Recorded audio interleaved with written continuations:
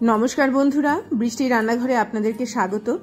काछे दूरे जे जेखान थेके आमार एई भिडियोटी देखछेन आशा करी सबाई भालो आछेन सुस्थ आछेन।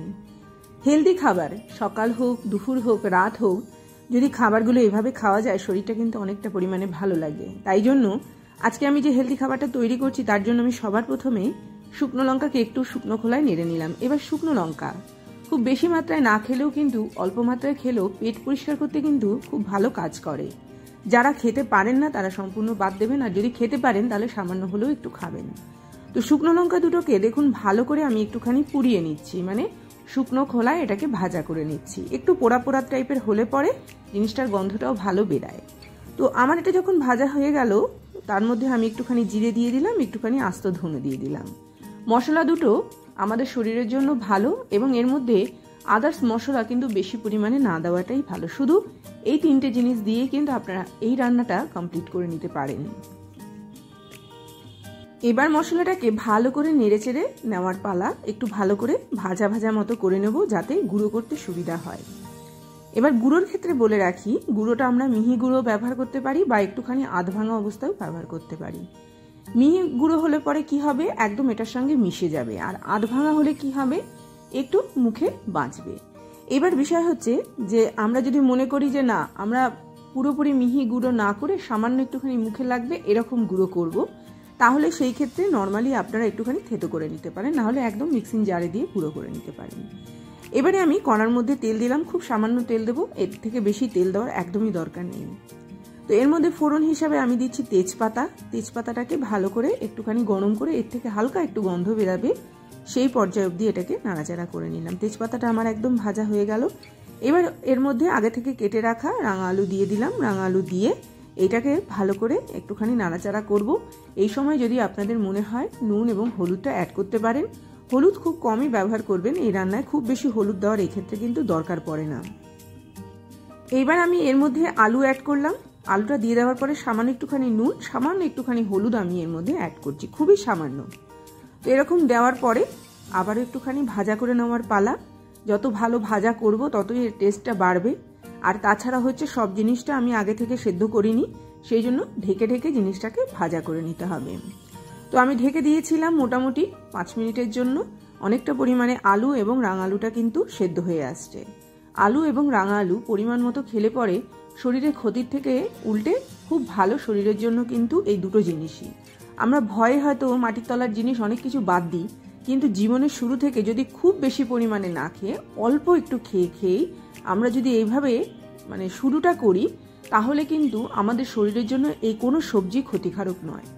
আমরা কোনো সবজিকে যদি প্রতিদিনকার লাইফে এক নাগারে খেতে শুরু করি তাহলে সবজিটার যে গুণটা রয়েছে সেটা তো শরীরে লাগছেই, সঙ্গে যে কোনো সবজির যদি কোনো অপকারিতা থাকে তাহলে সেটাও কিন্তু আমাদের শরীরের ভিতরে ঢুকে যায়। এই জন্য এই যে গাজর, রাঙা আলু এগুলো মাটুর তলার জিনিস, অনেক সময় সুগারের মানুষরা এগুলো খেতে চান না।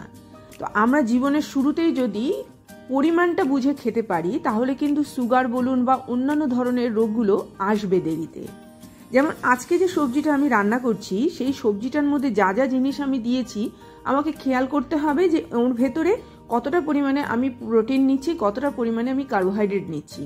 সেই অনুপাতে আমি যদি সবজিটা বেশি খাই, অন্যদিকে নর্মাল ভাত রুটির একটু কম খাই, তাহলে কিন্তু শরীর একটা ব্যালেন্স পেয়ে যায়। আমরা প্রতিদিনকার লাইফে ঠিক তার উল্টোটা করি, অন্য সাইড দিয়ে ভাত রুটি এই যে কার্বোহাইড্রেটগুলো বেশি নিই বা প্রচুর পরিমাণে ডাল খেয়ে ফেলি। এর ফলে প্রচুর পরিমাণে আমাদের শরীরে প্রোটিন চলে আসে বা কার্বোহাইড্রেট চলে আসে। বেশি প্রোটিন খেলে আমাদের ইউরিক অ্যাসিডের প্রবলেম হয়।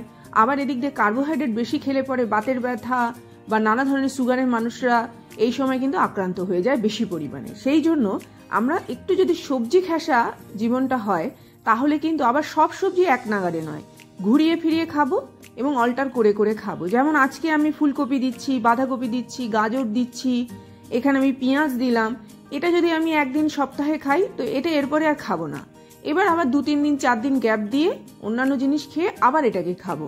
তাহলে কি হবে, এর যে গুণটা আমাদের শরীর নিয়ে নিল আর এর যে অপকারিতা, ধরুন আমার শরীরে ইউরিক অ্যাসিডটা বেশি আছে, তো সেই ক্ষেত্রে আমাকে যেদিন আমি গাজরটা খাচ্ছি বা যেদিন আমি অন্যান্য জিনিসগুলো খাচ্ছি সেদিনকে আমি ডালটা কম খাবো। আমার শরীরে যদি বাতের প্রবলেম থাকে, কার্বোহাইড্রেটটা আমি অন্য দিক দিয়ে কম নিয়ে আমি এদিকে সবজির থেকে নিয়ে নেব। এইভাবে যদি ব্যালেন্স করি তাহলে কিন্তু আমাদের শরীরে রোগশোকগুলো আসবে দেরিতে। বলতে বলতে এবং নাড়াচাড়া করতে করতে আমার সবজিগুলো ভাজার সাথে সাথে সেদ্ধ হয়ে গেল। খুব ভালো করে খেয়াল করুন, আমি সবজিগুলোকে কিন্তু খুব বেশি কড়া ভাজা করছি না।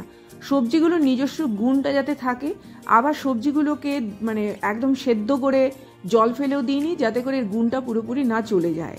তো আমি যদি আজকে এটা 3 বেলাই খাই তাহলে এটা আমি আবার পরের সপ্তাহে আবার খাবো। তো এইভাবে যদি আমরা বুঝে বুঝে জিনিসগুলোকে খাই যে কতটা প্রোটিন আমি শরীরে আমার প্রয়োজন, বা আমার ব্যথাটা কোথায় বা আমার প্রবলেমটা কোথায়, তাহলে কিন্তু যে কোনো সবজি আপনি ঘুরিয়ে ফিরিয়ে খেতে পারেন।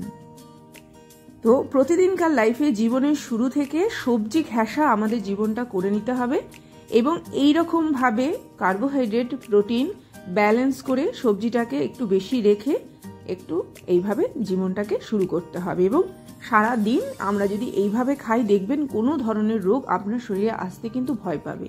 কাঁচা লঙ্কা আমি এর মধ্যে অ্যাড করে দিয়েছি, একটু টমেটো দিয়ে দিলাম, একটুখানি ধনেপাতা দিলাম।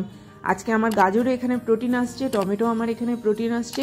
তো এই দিনে তো আমি ডালটাকে একটুখানি অ্যাভয়েড করব। খুব জোর হলে আমি 1 পিস মাছ এখানে অ্যাড করতে পারি খাবারের সময়।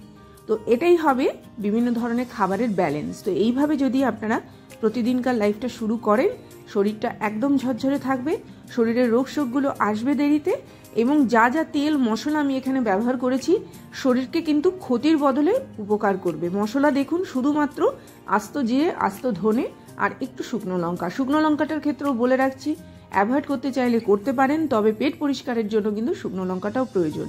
এখানে আমি প্রচুর পরিমাণে ফাইবার অ্যাড করেছি। আবার যাদের থাইরয়েড আছে তারা যদি এরকমভাবে বাঁধাকপি আর ফুলকপি খেতে চান তাহলে আমি বলবো 15 দিনে একদিন খেলেন, তো তারপরে আবার একটুখানি 15 দিনের গ্যাপ দিলেন। একদম জীবন থেকে বাদ দেবেন না। আমি মানে নর্মালি যাদের থাইরয়েড থাকে তারা একটুখানি প্রাণায়াম, যোগা এগুলোর সাথে সাথে এই জিনিসগুলো খাবেন, কিন্তু খুবই কম পরিমাণে। তো এইভাবেই সবজিটা আমি তৈরি করলাম, এইভাবেই আজকে রেসিপিটা তৈরি করলাম। যাকেই খাইয়েছি তার খুবই ভালো লেগেছে এবং এটা খুবই সিম্পল অথচ উপকারী একটা রান্না। অবশ্যই বাড়িতে তৈরি করে দেখতে পারেন কেমন লাগে এবং অবশ্যই আমাকে জানাবেন আপনাদের ভালো লাগলো অথবা মন্দ লাগলো। তো এবার পরিবেশন করার পালা এবং এরই সাথে সাথে যাবার পালা। তারই মাঝখানে বলে রাখি, যদি চ্যানেলটিকে আপনাদের ভালো লেগে থাকে অবশ্যই চ্যানেলটিকে সাবস্ক্রাইব করবেন, আর এই ভিডিওগুলো যদি ভালো লেগে থাকে লাইক করুন, শেয়ার করুন, নোটিফিকেশন পাওয়ার জন্য বেল আইকনকে প্রেস করুন। 1 বাটি করে খান, সকাল, বিকেল এবং রাত্রে। দুপুরবেলা দরকার হলে একটু অন্য কিছু খেলেন, বিকেলবেলা মুড়ির সাথে এগুলো খেতে পারেন। তো যার সাথেই খান না কেন এগুলো কিন্তু প্রয়োজনীয় সবজি, এবং প্রয়োজনীয় সবজিকে আমি এমনভাবে রান্না করে দেখালাম যেটা কিন্তু আমরা নর্মালি খেতেও পারবো, সুস্বাদু এবং তার সাথে সাথে হচ্ছে ঝামেলাহীন। তো এরকমভাবে আজকে একটা সবজি আমি আপনাদেরকে করে দেখালাম। দেখুন খুব সুন্দর খেতে, খুবই সুন্দর এর স্বাদ, এবং এইরকমভাবে সামান্য একটুখানি টমেটোটাকে দেখুন, খুব বেশি কিন্তু আমি এখানে কুক করিনি, খুব হালকা কুক করে এটা রান্না করেছি এবং এইভাবেই তৈরি করেছি। তো এইরকমভাবে এত সুন্দর একটা সবজি বাড়িতে অবশ্যই তৈরি করে দেখুন এবং আমি আশা রাখবো আপনাদের নিশ্চয়ই ভালো লাগবে এবং উপকারে লাগবে।